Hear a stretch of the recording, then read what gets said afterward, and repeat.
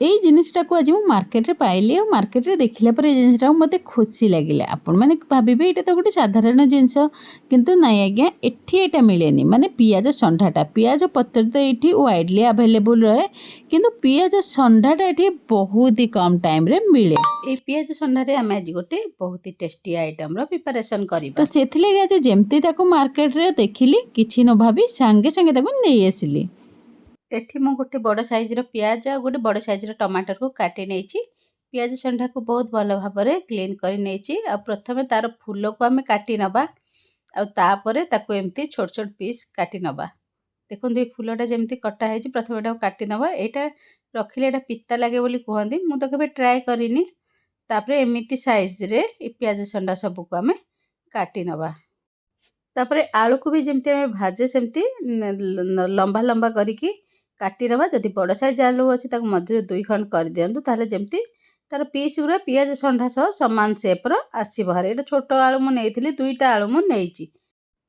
ଏବେ ଆମେ ଏଥିରେ ଦେବା ପାଇଁ ବେସରର ପ୍ରିପାରେସନ୍ କରିନେବା। ବେସର ପାଇଁ ମୁଁ ଏଠି ନେଇଛି କଞ୍ଚା ଲଙ୍କା, ସୋରିଷ, ଜିରା, ତା ସାଙ୍ଗରେ ରସୁଣ। ଏତିକି ଜିନିଷକୁ ଆମେ ଏଠି ବାଟି ନେବା ଭଲ ଭାବରେ, ସ୍ମୁଥ୍ ପେଷ୍ଟ ବନେଇ ନେବା। ଏବେ କଡ଼େଇରେ 1ରୁ 1.5 ଟେବୁଲ୍ ସ୍ପୁନ୍ ମୁଁ ତେଲ ଆଡ଼୍ କରିଦେଇଛି। ସେଥିରେ ମୁଁ 5 ଫୁଟଣକୁ ପକାଇ ଦେଇଛି।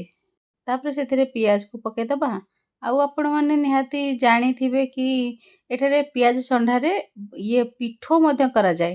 ଆଉ ପିଆଜ ପତ୍ରର ପିଠଉଟା ଟିକେ ସଫ୍ଟ ହୁଏ ଆଠୁ, ଆଉ ଷଣ୍ଢାଟା ଟିକେ ମତଲବ ହାର୍ଡ଼ ରହେ। ଏପଟେ ନର୍ମାଲି ପିଆଜ ପତ୍ର ମିଳେ, ତାର ପିଠଉଟା ବହୁତ ସଫ୍ଟ ହୁଏ ଆଉ ଭଲ ବି ଲାଗେ। କିନ୍ତୁ ଏମିତି ଭଜା କଲେ ସେ ପିଆଜ ପତ୍ରଟା ଭଲ ଲାଗେନି, କିନ୍ତୁ ଏଇ ରେସିପିରେ ପିଆଜ ଷଣ୍ଢାଟା ହିଁ ଭଲ ଲାଗେ।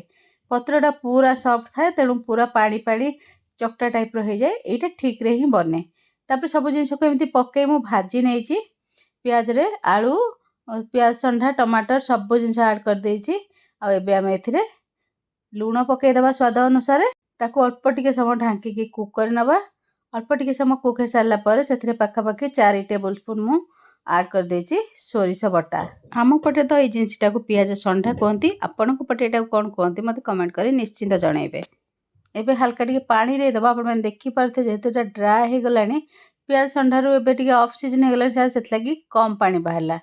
ତାପରେ ଏଠି ବଡ଼ି 4ରୁ 5ଟା ମୁଁ ଗୁଣ୍ଡ କରି ପକାଇ ଦେଇଛି।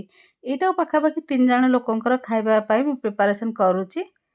ଅଧ କେଜି ପିଆଜ ପତ୍ର ଆଣିଥିଲି, ସେଥିରୁ 100 ଗ୍ରାମ ଖଣ୍ଡେ ରଖିଦେଇଛି। ତ ପାଖାପାଖି 400 ଗ୍ରାମ ପିଆଜ ଷଣ୍ଢା ହେବ।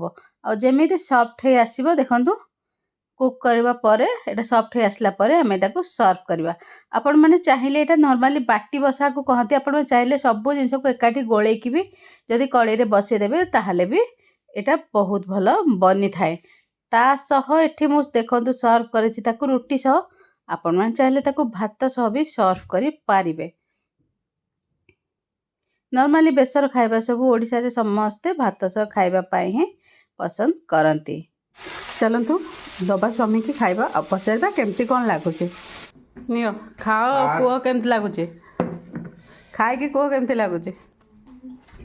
ଆଜି ରୁଟି କି ବହୁତ ଦିନ ପରେ ପିଆଜ ଫୁଲ ବେସର ପଡ଼ିଛି, ବହୁତ ଟେଷ୍ଟି ହେଇଛି।